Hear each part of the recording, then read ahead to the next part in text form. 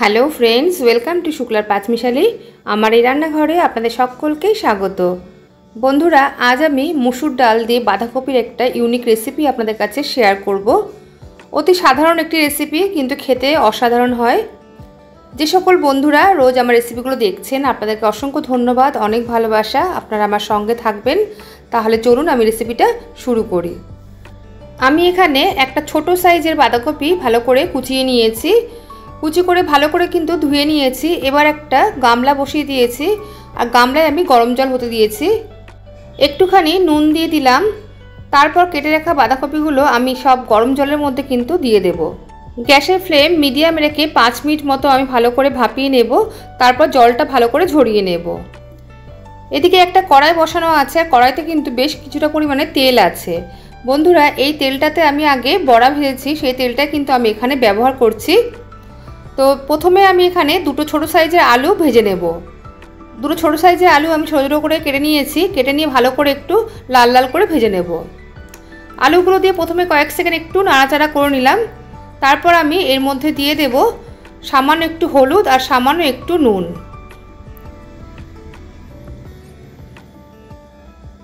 নুন আর হলুদ দিয়ে আবার একটুখানি নাড়াচাড়া করে ভালো করে ভেজে নেব। যখন লাল লাল হয়ে যাবে তখন কিন্তু আমি আলুগুলো তুলে নেব, আর যে এক্সট্রা তেলটা থাকবে সেটাও কিন্তু আমি তুলে নেব। আলুগুলো আমার ভাজা হয়ে গেছে। এবার আমি সব আলুগুলো তুলে নিচ্ছি।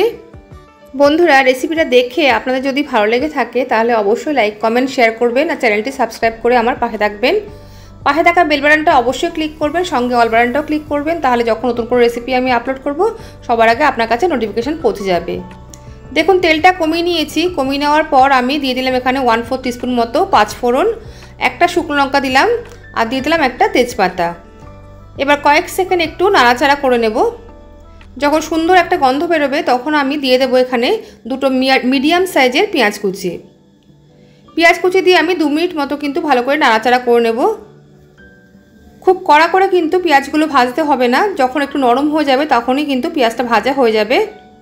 এবার আমি এখানে দিলাম আদা আর রসুন বাটা। এখানে 5 কোয়া রসুন আর 1/2 ইঞ্চি আদা ভালো করে আমি বেটে নিয়েছি। আদা রসুন বাটা দিয়ে কয়েক সেকেন্ড আবারও কিন্তু খুব ভালো করে নাড়াচাড়া করে নেব। যখন আদা রসুনের কাঁচা গন্ধটা কেটে যাবে আমি এখানে দিয়ে দেব 4টে চির করা কাঁচা লঙ্কা। ঝালের পরিমাণটা কিন্তু আপনারা নিজেদের মতো করে দেবেন। আবারও কয়েক সেকেন্ড নাড়াচাড়া করে নিয়ে এবার আমি দিয়ে দেবো এখানে ভেজে রাখা আলুগুলো। আলু দিয়ে আমি 1 মিনিট মতো ভালো করে একটু নাড়াচাড়া করে নেব।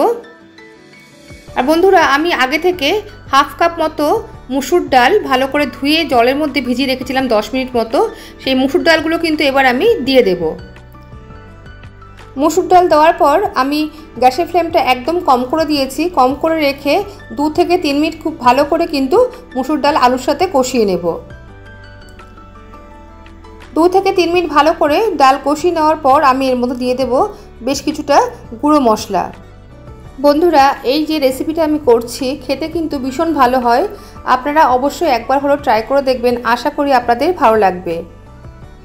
এবার আমি দিয়ে দেব কিছুটা গুঁড়ো মশলা। প্রথমে দিয়ে দিলাম আমি 1/2 টিস্পুন মতো জিরে গুঁড়ো, দিয়ে দেব 1/2 টিস্পুন ধনের গুঁড়ো, আর দিয়ে দেব 1/2 টিস্পুন মতো ঝাল লাল লঙ্কার গুঁড়ো। এখানে কিন্তু আমি একটু কাশ্মীরি লঙ্কার গুঁড়ো ব্যবহার করেছিলাম, যেটা আমার মিস হয়ে গেছে। আর দিয়ে দিয়েছি হলুদ। সব মশলা গুঁড়োগুলো দিয়ে আমি কিন্তু ভালো করে আবারও 1 থেকে 2 মিনিট কষিয়ে নেব। এই সময় গ্যাসের ফ্লেমটা কিন্তু কম করেই রাখবেন, যাতে ডাল বা মশলাগুলো পুড়ে না যায়। 1 থেকে 2 মিনিট কষিয়ে নেওয়ার পর আমি এখানে দিয়ে দিলাম খুব সামান্য একটুখানি জল দিয়ে আবারও কিন্তু আমি 1 মিনিট মতো ভালো করে নাড়াচাড়া করে নিচ্ছি।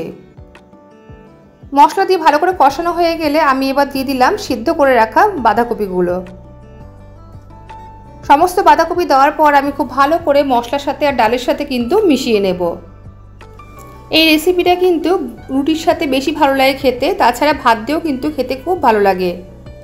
সব মশলা আর ডালের সাথে বাঁধাকপি কিন্তু খুব ভালো করে আমি মিশিয়ে নিয়েছি। এবার দিয়ে দেব বেশ কিছুটা পরিমাণে মটরশুঁটি, আর দিয়ে দেব একটা বড় সাইজের টমেটো কুচি। টমেটোগুলো আমি লম্বা লম্বা করে কেটে নিয়েছি। রান্না করতে করতে কিন্তু টমেটোগুলো একদম গলে যাবে। টমেটো আর মটরশুঁটি দিয়ে আবারও আমি 1 থেকে 2 মিনিট ভালো করে কিন্তু নাড়াচাড়া করে নেব।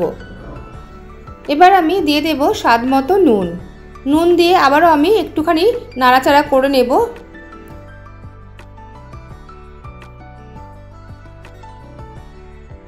নুন দিয়ে একটু ভালো করে নাড়িয়ে নিয়ে এবার আমি দিয়ে দেব সামান্য একটু গরম জল।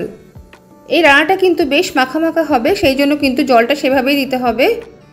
আর গরম জল দিলে কিন্তু যে কোনো তরকারিতে স্বাদটা বেশ ভালো আসে। একটু নাড়িয়ে দেবো, আবার নাড়িয়ে দিয়ে এবার আমি 7 থেকে 8 মিনিটের জন্য ঢাকা দিয়ে রান্নাটা করব। মাঝে কিন্তু আমি একবার নাড়িয়ে দিয়েছি। 7 থেকে 8 মিনিট আমি ঢাকা দিয়ে রান্না করেছি, এর ফলে আলু ডাল সব কিন্তু একেবারে ভালো করে সিদ্ধ হয়ে গেছে।